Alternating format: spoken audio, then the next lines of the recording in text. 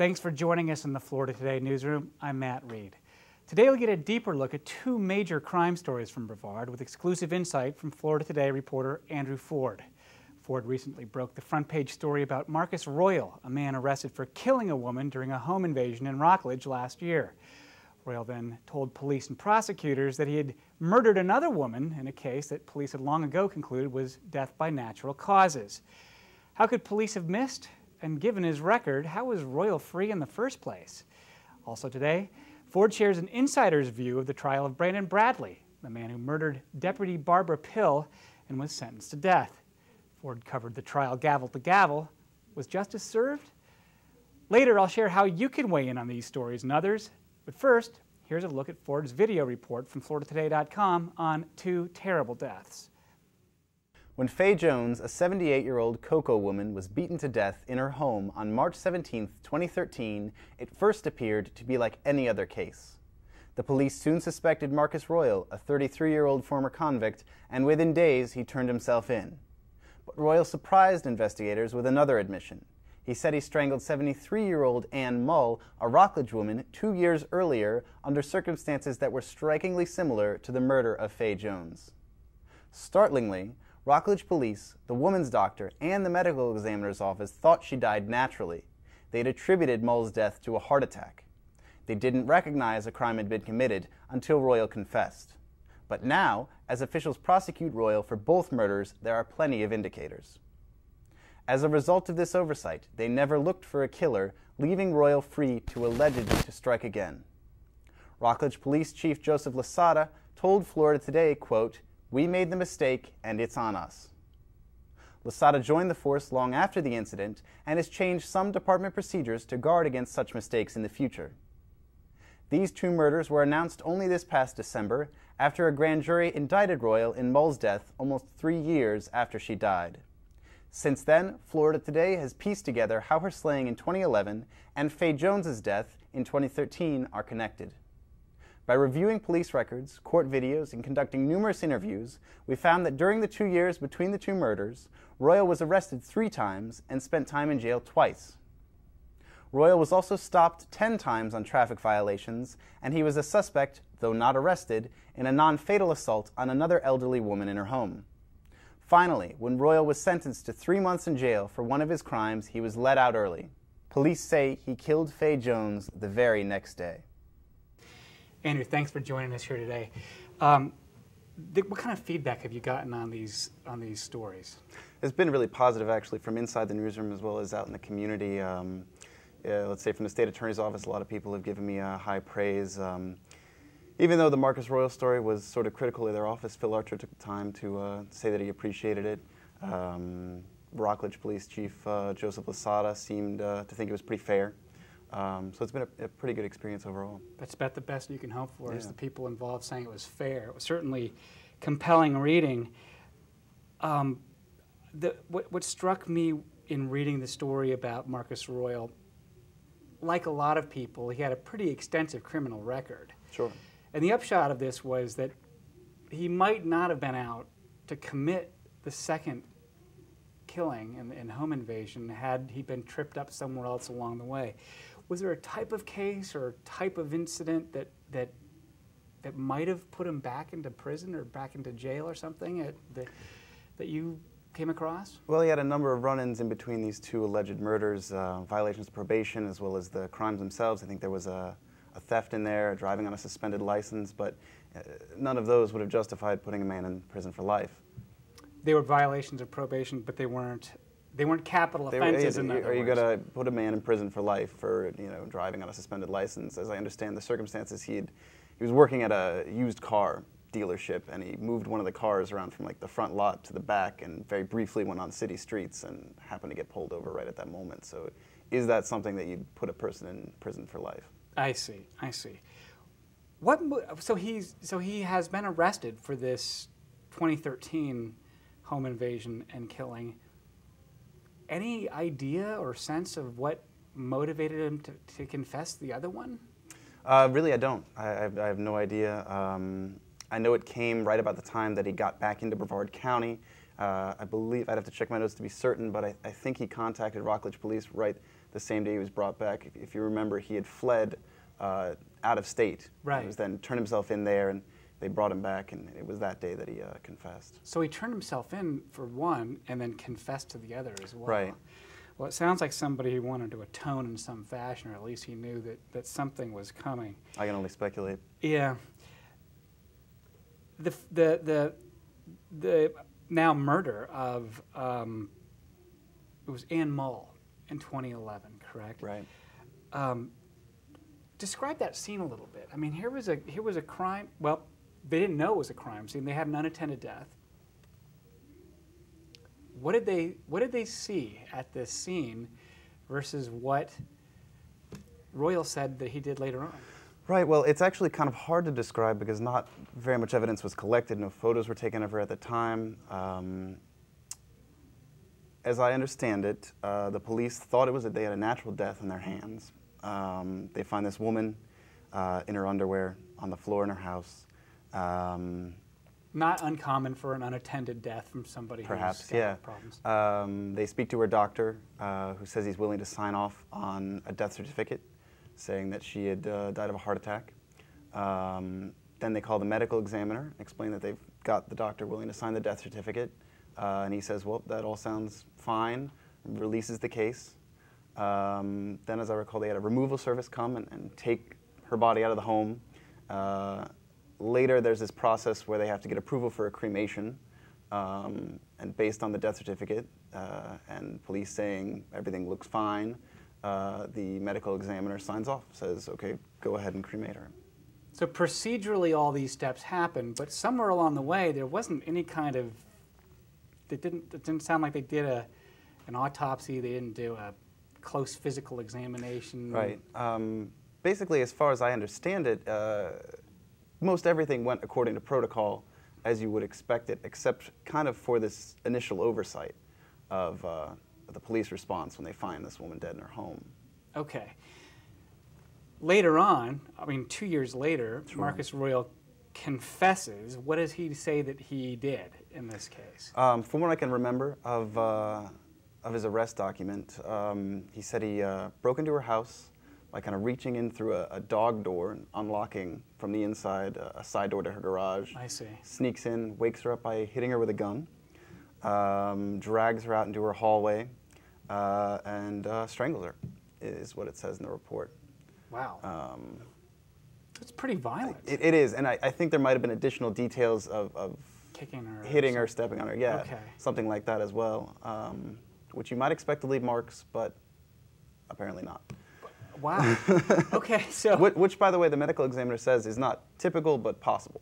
It's not typical, but possible. And so he reaches into the door. There's no sign of a forced entry. He didn't break glass and kick Right. in the door or anything, so Right. there wasn't signs of a break-in. The house appeared safe and secure. Wow. Wow. Okay, so if there was something that could have been done differently that did, or something that could have happened differently but did not, Well, what do you think? What are people saying should have happened or could have happened? Rockledge police policy used to be that they would send an investigator to every death. Okay. And then I think it was 2009, the former police chief, Shockey, changed that and said that on nights and weekends, patrol guys could handle apparent natural deaths, Okay. to kind of dedicate more effort to cold cases, violent crimes, this sort of thing. Since the whole Marcus Royal incident, the new chief who came in, I believe, June, his name is Joseph Lasada, he sort of recognized this as not being best practice, changed it back, now investigators go to every death. So there has been some reform, and there's been changes as a result of this. This guy seems scary to me, though. I mean, this is a person who had a history of violence. Mm-hmm. I believe he also had been convicted at some point or another, or some sort of record of sexual assault, that kind of thing. Sure. He was accused of a crime at age 14. I think he ended up going to prison at maybe 15 or 16. He was convicted as an adult. Wow. And it sort of comes down to the Department of Corrections didn't really correct Marcus Royal. He gets out at age maybe 32, 33. It might have been his younger 30s, but... and there was a wrinkle there, right? Because back when he was convicted, it was when there used to be gain time in Florida. Sure, You could earn time off for good behavior, and he apparently was... He had a 27-year sentence and got out in like 15 years. Wow. Yeah. So he's back in society after 15 years. You talked to his mother. I did. What did his mother say? Very interestingly, she didn't, try to deny responsibility. She said, "I failed my son, but I didn't fail him alone." Marcus got out in his early 30s, really unprepared to take care of himself. As I understand it, he didn't know how to pay bills, just didn't know how to function as an adult in society, and his mother says he wasn't really given the support that he would have needed to He'd missed school, reintegrate. that's for sure, right? Right. Wow, and he was living in some mobile home or a camper or something like that? Yeah, and in one of his court appearances, he said he had a little trailer or something. And a child? I'm sorry. Yes, he did say that. Okay. The family of either of the women, Faye Jones or Ann Mull, you talked to them and got their sense of... Well, I'm particularly curious about the first woman whose death had been treated as natural causes when it turns out that it was a murder. What did they say? Well, it appears they were suspicious of this from day one. I'm still sort of digging through exactly their correspondence, the victim's family's correspondence with police. But I mean, as of last week, the daughter was expressing, doubt that her mother had a heart condition, and kind of had qualms with the way this whole thing was handled. But there's nothing. Certainly thinks the police should have been more diligent. Yeah. But I believe is grateful that they are prosecuting her mother's alleged killer. And they have answers. So now, what is his status right now? Marcus Royal status? He's in Brevard County Jail. Okay, awaiting trial on both of these awaiting cases? trial on both these cases, as well as a Coco case. Similar deal where he broke into an older woman's house, took her money, so they say. Interestingly, that also was sort of a delayed, accusation. He was already in jail by the time they accused him of this crime from almost a year previous. Is there any chance there could be other cases out there that he was involved with that we don't know about yet? I mean, could there be? They say no, but it makes you wonder, I guess. That's right. Okay. There was one part of your story where you recounted a court case, some kind of court hearing where he was accused of a crime, he'd been arrested, he's in front of a judge, the attorneys are having some kind of a bench conference with the judge, and he's heard saying, I want him to go home. Right. I find a way to get this guy to go home. Describe what was going on with that. What was up with that? Well, Royal was due in court to enter a plea. This was for the theft. I think he'd stolen some money from one of these Allied veterans gambling places. Okay. This also violated his probation from that case in '93 when he was a kid. We're somewhere in between the two killings that were the major... Right. Okay. Right. So he was in and out of jail in between these two alleged murders. So he makes this speech where he says that he's trying and he made a mistake and he's sorry for what happened.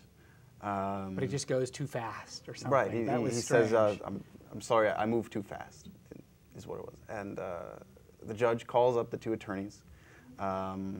They had prepared to take a plea deal. I think they negotiated something like 37 months maybe, about 3 years.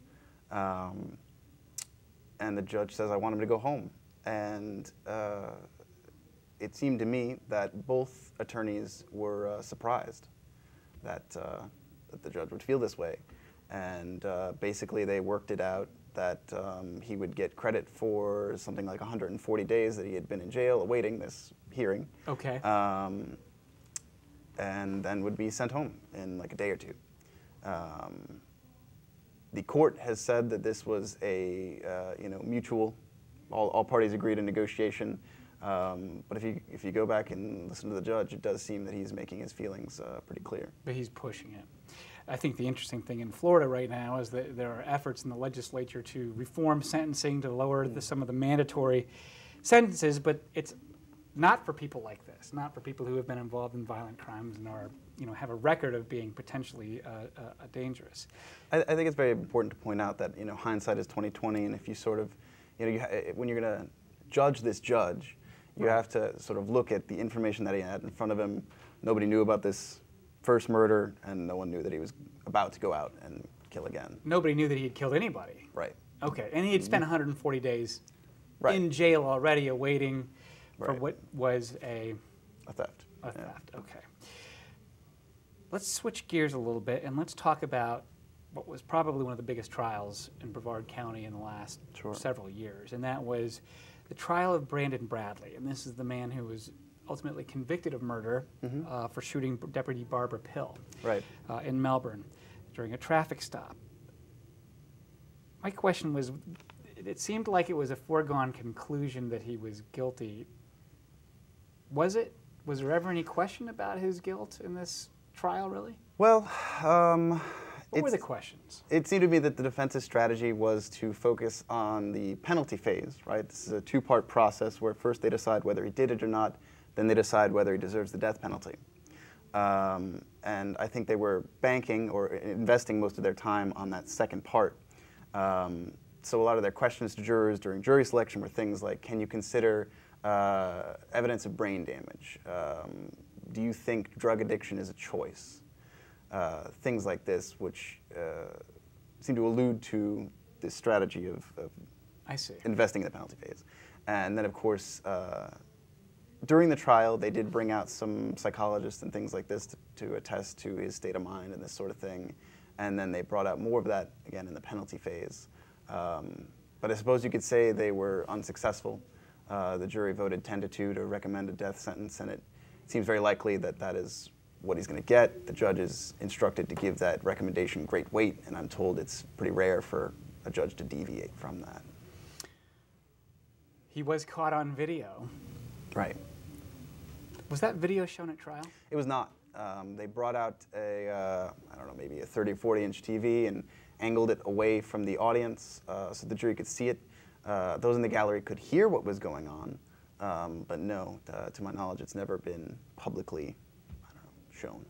And I know Florida Today had pursued the video in court, and we were turned down by the judge in that case as well. I don't remember exactly the reasoning there, but it was difficult because in trying to go back and just find out what happened, that in this case I think it was deemed to be a death record, like an autopsy report or something. I've heard that. I've also heard that it would make it difficult for Bradley to get a fair trial if this was shown out in public, as well as do damage to the victim's family. Right. Well, let's talk about that for a minute. And your impression in talking with attorneys, and we had an attorney who kind of acted as an analyst for you and for Florida Today and its readers during the time. Were there any questions that he got a fair trial? His mother has questioned that. I don't know specifically what her concerns are, but she's made comments to the effect of there are things that didn't come out that maybe should have come out. You can look for that in follow-up. To me, sitting there, it was a lengthy and very careful process. It seemed to me that he got his fair shake in court.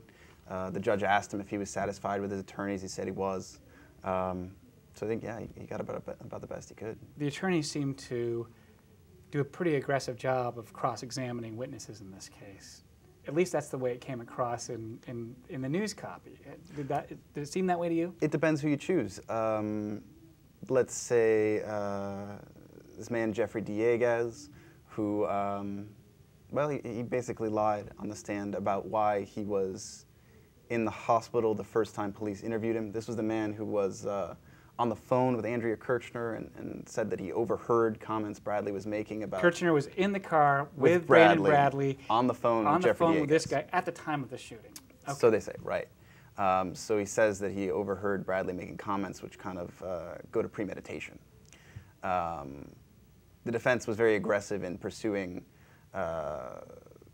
basically a lie that he made on the stand about the reason he was in the hospital the first time he was spoken to. Why did he say that he was in the hospital? He said he was in the hospital because he had been robbed and stabbed, I believe. And the real reason was that he had overdosed on cocaine, maybe intentionally, and was Baker acted.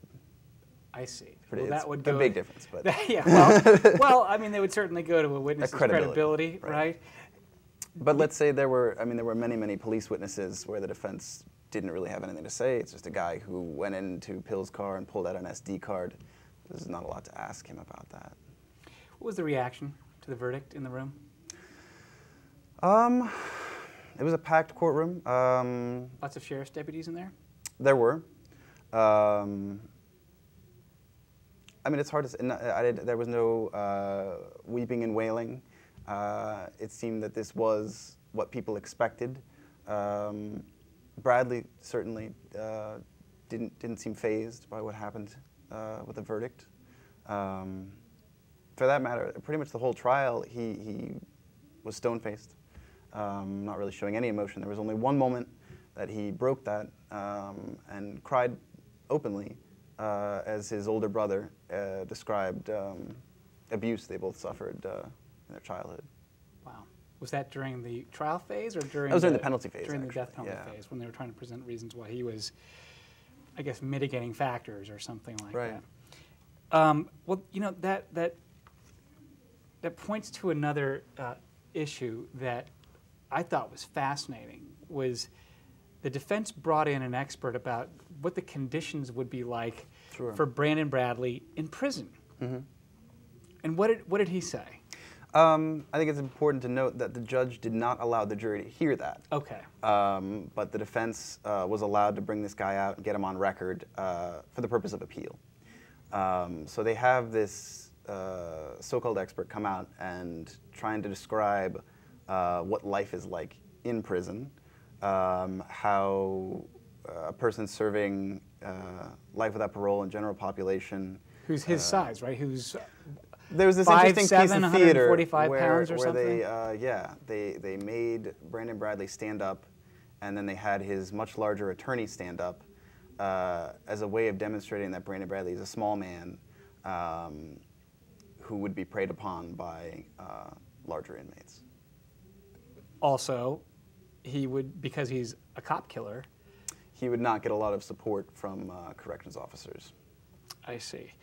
So, by contrast, he in the general population, he'd be subject to assaults, and I think they said that his stuff would be stolen, and he'd have a Right. more comfortable life, or at least a Right. more secure life, living on death row. Relatively, yeah. They said that he'd have his own private cell, and he'd be able to have a TV and an hour outside to exercise, and he'd be relatively safe and secure.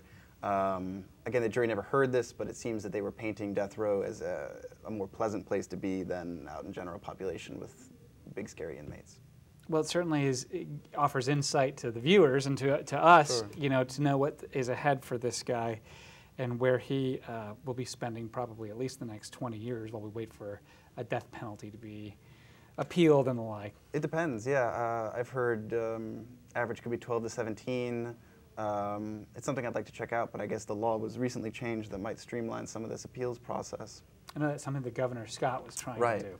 You did something different for Florida Today, and that was kind of what you see a lot on television, and you reached out and we had someone doing courtroom analysis for us, an attorney himself.